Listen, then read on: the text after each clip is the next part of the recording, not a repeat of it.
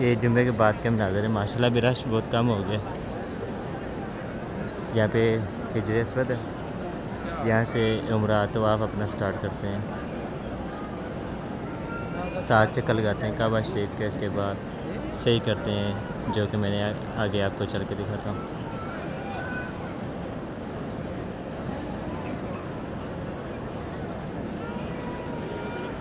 یہ باب جنت ہے، کعبہ شریف کا دروازہ جو ہے اسے